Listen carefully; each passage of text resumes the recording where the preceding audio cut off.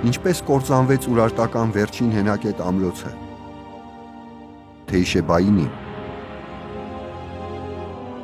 Ովքեր էին ուրարտացիները։ Ովքեր ստեղծեցին և ովքեր կործանեցին Բիայնիլի երկիրը։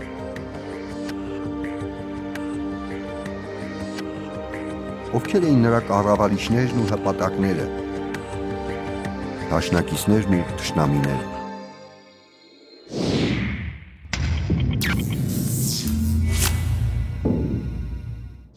Մեր նախորդ հաղորդման ժամանակ Զվարթնոցի թանգարանի հարևանությամբ մենք հանդիպեցինք հետաքրքիր սեպագիր արձանագրության։ Այժմ ես նորից այստեղ եմ, այդ արձանագրությունը ձեզ ներկայացնելու և նրա հետքերով նոր առեղծվածի ետևից գնալու համար։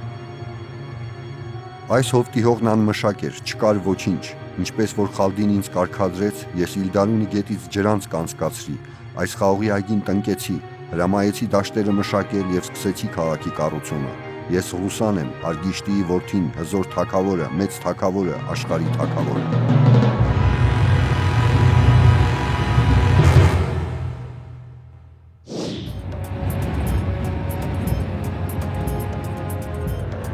Պատմաբանները փաստում են, որ Ռուսան Ուրարտուի թագավոր Ռուսա II-ն էր, իսկ քաղաքը, որի կառուցման մասին խոսվում է,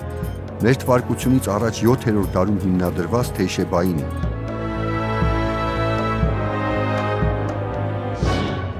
Թեյշեբայինի կամ Կարմիր Բլուր ուրարտական քաղաք գտնվում է Երևանի հարավ-արևմտյան ծայրամասում Հրազդան գետի ձախ ափին։ Քաղաքը կառուցվել է Վանի թագավորության վերջին հզոր թագավոր Ռուսա II-ի կողմից մեր թվարկությունից առաջ 7-րդ դարի առաջին կեսին։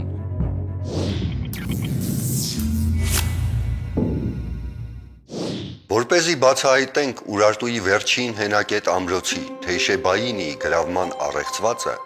նախ պիտի բացահայտենք այդ հզոր թագավորության կառուցման ֆենոմենը։ Հին աշխարհը ռազմիկների և շինարարների աշխարհ էր։ Փորձենք հասկանալ, ինչպիսի ռազմիկներ ու շինարարներ էին Ուրարտուի արքաները։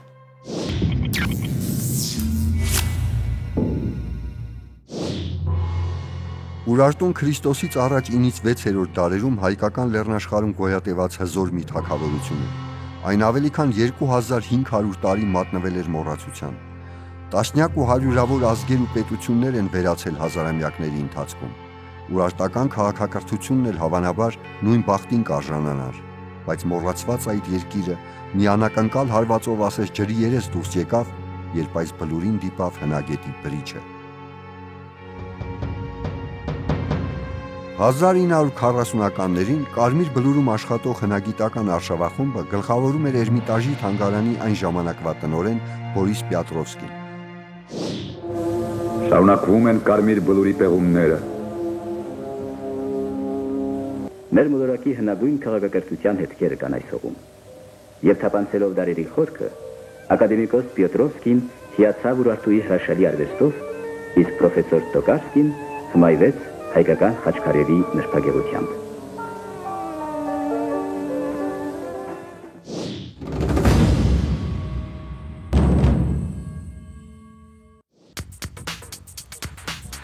Մասնագիտական երկու խումբ կա, որոնց աշխատանքի համար շատ կարևոր են հոտառությունը և հաջողությունը։ Դրանք լրագրողներն են և հնագետները։ Մեծ հաջողությունը ժպտաց։ Կարմիր Բլուրում այս պահին հնագիտական արշավախումբ է աշխատում։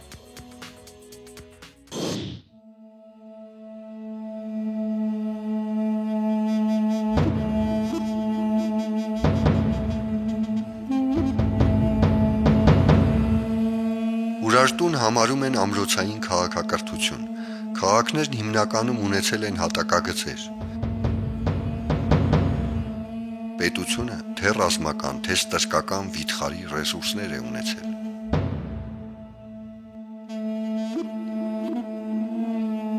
Այստեղ տեսնում ենք մենք հարավային դարպասը, որը իրենից ներկայացել է քարե մի պարկ, որտեղ հարձակվող թշնամին փաստորեն խառնվել է, իսկ վերևից պաշտպանները, որոնք գտնվել են գուցե 15-20 մետր բարձրությամբ պարիսպների վրա, նրանց խոցել են նիզակներով, նետերով, քարերով, ինչով հնարավոր է։ Այսինքն ստեղծվել է մի իրավիճակ, որ հարձակվող ուժերը առնվել են ակցանի մեջ։ Պատկերացրեք, վերջապես մեծ զոհերի գնով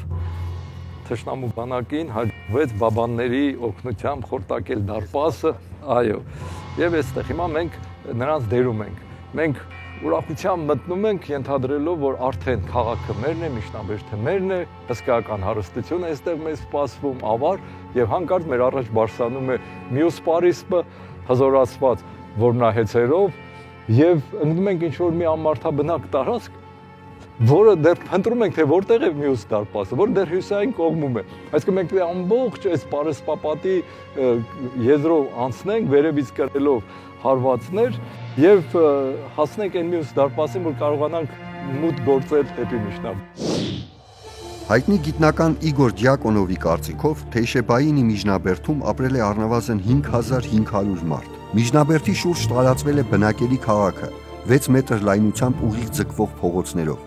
Քաղաքի կենտրոնում բարձրացել է 4 հեկտար տարածք զբաղեցնող վիթխարի երկհարկանի պալատը։ Միջնաբերդը պաշտպանում էին 15 մետր լայնությամբ պարիսպները, հսկայական բազալտե քարերով կառուցված պարիսպներ, հզոր աշտարակներ, անառիկ դարպասներ։ Ինչով էր այն հրապուրում թշնամիներին։ Լինելով Արարատյան դաշտի, ինչու՞ չէ նաև վերջին շրջանում Գուցեվանի թագավորության ամենակարևոր քաղաքներից մեկը, այստեղ կենտրոնացված էր վիթխարի հարստություն։ Հենց այդ հարստությունն էլ գրավում էր թալանչեական պատերազմ մղող ցեղերին։ Մենք ունենք պեղված այստեղ մոտ 150 սենյակ։ Եվ այդ 150 սենյակներում հստակ առանձնանում են ցորենի, գարու, վարսակի շտեմարանները, գինու ախրելի մառանները։ Ենթադրվում է, որ այստեղ պահվել է մոտավորապես 500 միլիոն լիտր գինի։ Արարատյան դաշտի հոյակապ գինին, որ անկասկած նաև տարվել է Վան, մայրաքաղաք եւ այլն։ Կարասները, որոնք հայտնաբերվել են, ունեցել են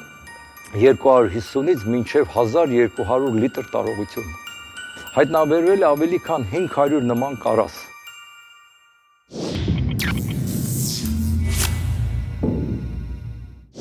Ռուսա II իր կառուցած քաղաքը անվանեց Թեյշեբա Աստծո զինանոց։ Իմացանք, որ ամրոցը գրեթե անառիկ էր։ Եթե դա այդպես է, ինչպես կարողացան գրավել այդ հզոր կառույցը։ Մինչև այժմ ընդունված տեսակետն այն է, որ ամրոցը գրավել են սկյութական ցեղերը գիշերային մի հարձակումով։ Փորձենք հասկանալ, ինչպես է դա հնարավոր։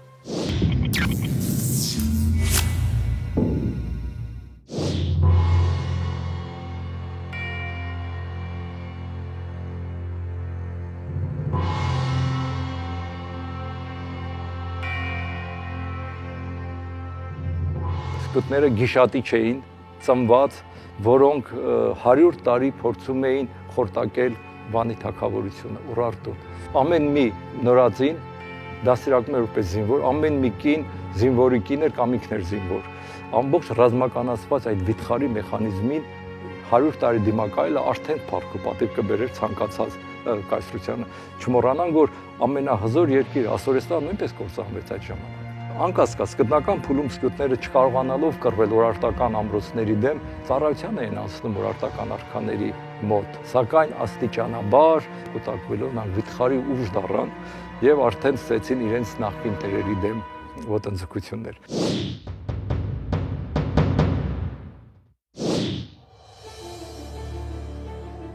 Իսկ ինչ են ասում փաստացի գտածոները։ Կարմիր բլուրի հյուսիսային դարպասի մոտ հնագետները հայտնաբերել են մեծ քանակությամբ սկյութական նետասլակներ։ Դա էլ դարձել է հիմնական փաստարկը, որ քաղաքը գրավել են սկյութները։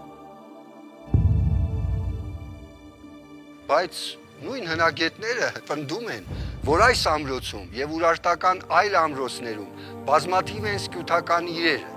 եւ ենթադրում են, որ սկյութների հետ Ուրարտուն ունեցել է դաշնակցային առևտրային հարաբերություններ։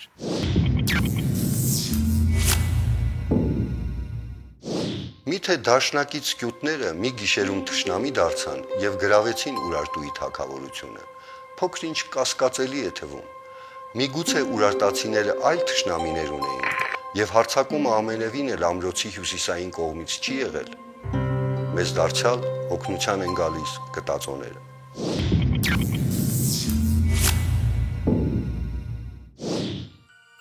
1930-ականների պեղումների ընթացքում պարզ դարձավ, որ Կարմիր բլուրում հայտնաբերված ուրարտական իրերը բնավել Թեյշեբայինիում չէին ստեղծվել։ Գիտնականները նկատեցին, որ Թեյշեբայինիում ուրարտացիները կարծես բոլոր քաղաքներից հավաքել էին իրենց ողջ հարստությունը, սրբազան ու նյութական։ Ինչու՞։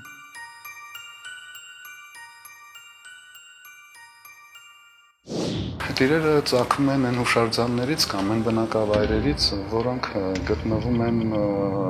Կարմիր բլուրից դեպի հարավ-արևելք։ Եզրակացությունն այն էր, որ երբ բանակը, մեր հակառակորդը, շարժվել է դեպի Արարատյան դաշտավայր, այն քաղաքը, որ պիտի նվաճվեր, տեղափոխվել է մոտակա հյուսիսում գտնվող քաղաքը։ Հետո էլ ավելի հյուսիս, ի վերջո իրենք հավաքվել են Կարմիր բլուրում եւ Կարմիր բլուրում էլ ստերոթին կործանվել են։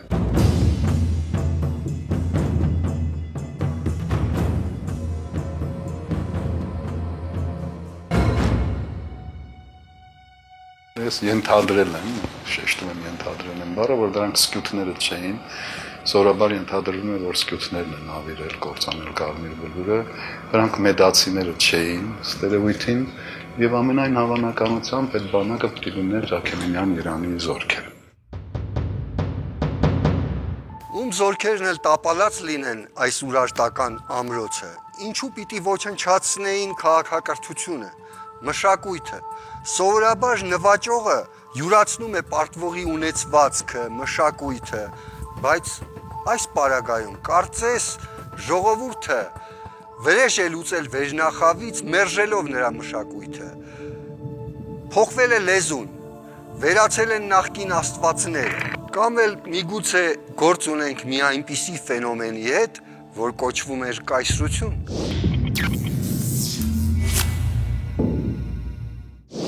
Այսպիսով Ուրարտուի անկման մասին երկու իրարամերժ տեսակետ կա։ Մեկն այն է, որ Ուրարտուն կործանել են սկյութները, մյուսը պարսիկները։ Ես հավակնում եմ երրորդ տեսակետն առաջ քաշել։ Եթե Ուրարտուն կայսրություն էր, դժվար թե կործանվեր առանց ներքին հակասությունների։ Փորձենք պարզել Ուրարտուի ներքին խնդիրները։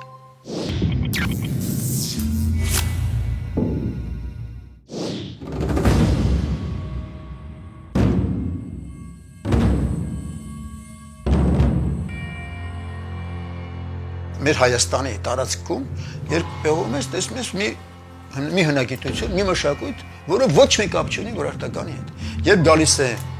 ուրարտական արքան, ստեղծում է իր ամրոցները, իր տաճարները, իր քաղաքները, իր ջրանցքները, սրանք ոչ մի կետով չեն համապատասխանում տեղական մշակույթի հետ, նման չէ։ Նրանք Վանի շրջանել են եկել ուրիշ տեղից։ Այսինքն Վանի շրջանի ժամանակ հնագիտությունը մինչև Ուրարտուի եղել է այնպես, ինչ որ Հայաստանը, մեր Հայաստանը։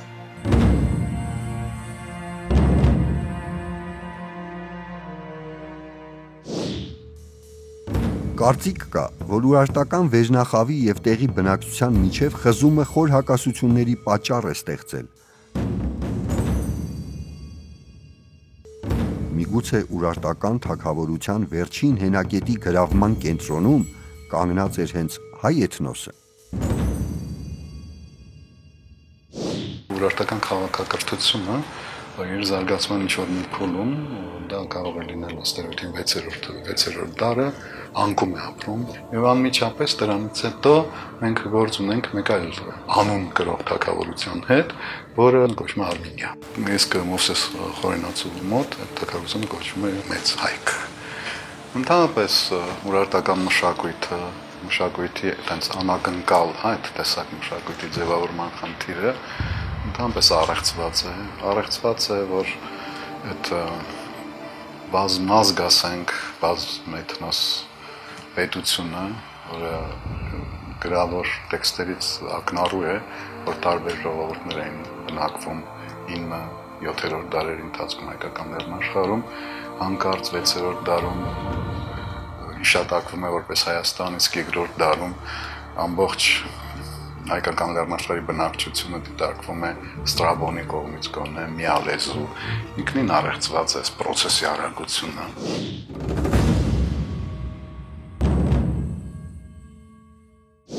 Ուրարտուն այդպես անետ չի կորել։ Ուրարտուն շատ հանգիստ վերափոխվել է բուն հայկական հարստության։ Ուրարտական պանթեոնում մենք ունենք հայկական աստվածություններ, երբ ուրարտերեն լեզվում ունենք բազմաթիվ հայկական բառեր, բազմաթիվ արքաներ հենց բուն հայկական անուն ունեն։ Առաջի արքան կոչվել է Արամե, Էրիմենա անունով թագավոր ենք ունեցել, այսինքն հայ էթնոսը, հայ տարրը Ուրարտու կոչվող պետական համակարգում կատարել է բացառիկ կարևոր դեր եւ ոչ թե վերացել է Ուրարտուն, այլ այնտեղ փոխվել է միայն արքայատողը։ Գահ է Բարսանում փաստորեն հայկական ծագում ունեցող արքայատողը։ Իսկ մշակույթը ցույց է տալիս, որ այս թագավորությունը շարունակում է իր գոյատևելը մինչև Աքեմենյան կայսրության կազմի մեջ ընդգրկվելը։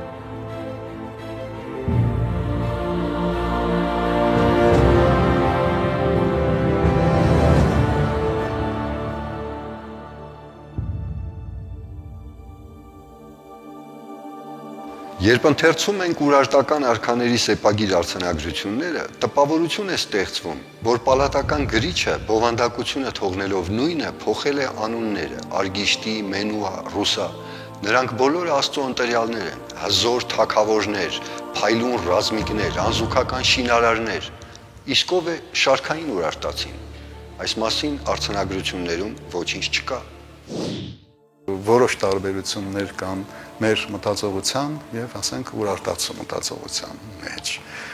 Դա կարող ենք մենք հասկանալ ուսումնասիրելով, ասենք ուրարտերեն լեզուն։ Մենք ինչ միշտ հետաքրքրում էր, մենք ոնց ենք ասում։ Ասում ենք մենք ապրում ենք որտեղ արևի ներքո, հա, արևի տակ։ Ուրարտացին նման բան չի ասի, ինքը կասի ես ապրում եմ արևի դիմաց։ Այսինքն ասենց մոմենտ կա ինքը իրեն կարծես թե հավասար է դարձում արեգակին։ Հասանք եւս մի գիտական թնջուկի՝ լեզուն։ Երբ ուսումնասիրվում էր ուրարտական սեպագիրը, գայթակղությունը, ցանկությունը շատ մեծ էր այն վերծանել հայերեն։ Եվ գիտության, գիտնականների մեջ կռիվը շատ բուրն ու երկարատև էր։ Սկսած Պիատրովսկուց, Դյակոնովից, մինչև Աճարյան, Ջահուկյան եւ անգամ մինչև մեր օրերը։ Դե պարզ է, առաջին հերթին մտածում են հայերենի մասին։ Եվ սկզբից կասկած չկար, որ դա պետք է հայերենը լինի։ Բայց երբ որ նայում ես հայերենի եւ հնդեվրոպական դες կարծես թե չուներ լեզուն, պետք է տարբերակել հետո կայսրության լեզուն, կայսրության բնակիչների լեզուց։ Երբ որ մենք ասում ենք սովետացի, կարելի է ընդհանրել, որ դա ուրեմն դա ռուսներն են, բայց ռուսները սովետացիները չեն։ Սովետական միության բնակիչները եղել են բազմաթիվ էթնիկական խմբերի պատկանող, կայսրությունը միշտ այդպես է բնորոշվել, իրարից շատ տարբեր։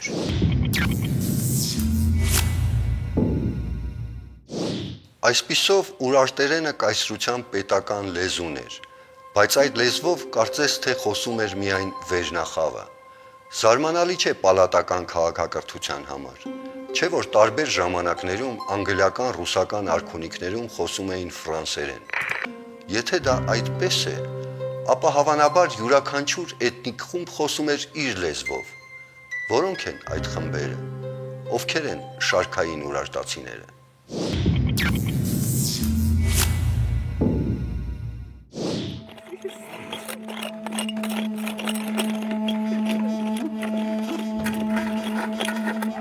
Շատ հարցերի պատասխաններ դեռ թաքնված են հողի շերտերում։ Ուրարտական հասարակության պատկերը կարող է տալ նոր բացվող այս պեղավայրը, որ Թեյշեբայինի դամբարանադաշտն է։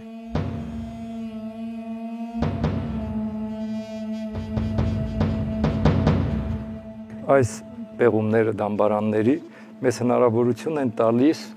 բացահայտելու այն հարցը, ովքեր են ապրել այստեղ։ Այստեղ միայն Ուրարտուի կենտրոնական շրջաններից եկած պալատական խավն է տեղարկված եղել, կամ բնակչությունը ովքեր են եղել։ Անկասկած այստեղ եղել է սոցիալական տարբեր խավերի մարդկանց թաղումներ։ Այն ինչ որ մենք պեղել ենք, դա միջին խավի գերեզմաններն են։ Եթե մեզ հաջողվի հայտնաբերել նաև վերնախավի թաղումներ, ապա այս դեպքում մենք կարող ենք բաղդատել եւ փորձել իմանալ տեղաբնիկների ծեսը ինչ հարաբերակցության մեջ է եղել, ասենք պալատական խավի թաղման ծեսից, որին հատուկ եղել դիակիզում ասենք։ Տեղաբնիկների եւ վերնախավի միջև ռազմական բախման մասին որևէ փաստ գտածո դեռ չկա։ Սա մի վարկած է, որ կարող է անել 21-րդ դարում ապրող մարդը, որ բազում կայսրությունների կործանում է տեսել։ Պալատական քաղաքակրթությունն էր նաև ուրարտական քաղաքակրթությունը, այսինքն դիրապետող խավի ստեղծված մշակույթներ, որը կարգավորում էր որոշակի ֆինանսական, գաղափարական, իրավաբանական, իմպուլսներով անընդհատ վերահսկողության տակ էր պետությունը։ Այդ կառույցը, որ փլվեց, կարծես թե ինչ որ ձևով փլվեց նաև այս ամբողջ այդ աշխարհը, ոնց որ թե փլվեց։ Շատ լավ օրինակ է այս մեր աչքի առաջ սովետական միությունը։ Իսկապես ուրարտական եւ սովետական կայսրությունների միջև կապը ցնցող է։ Ես կասեի միստիկական։ Ուրարտական ռազմի աստծո Թեյշեբայի արձանիկը լույս աշխարհ եկավ դեռ 1941 թվականի հունիսի 21-ին։ Հաջորդ առավոտյան 1941 թվականի հունիսի 22-ին Սովետական միության տարածքում գերմանական ռումբերի որոտը ազդարարեց հայրենական մեծ պատերազմի սկիզբը։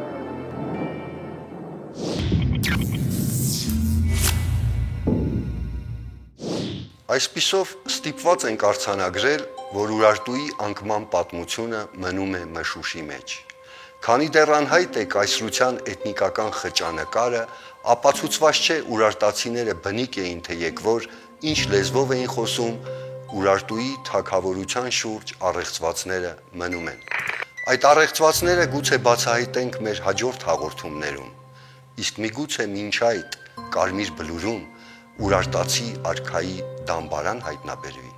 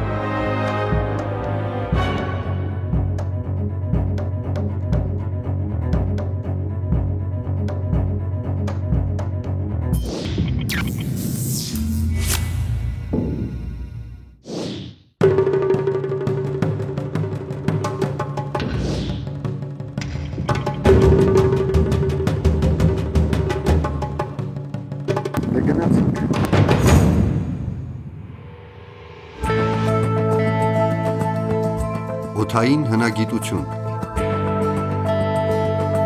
Ինչ առեղծվածներ են բացահայտվում Հայաստանում թռչնի հայացքի բարձրությունից։ Հայտնաբերվեց հենց Կիկլոպյան ամրոցը։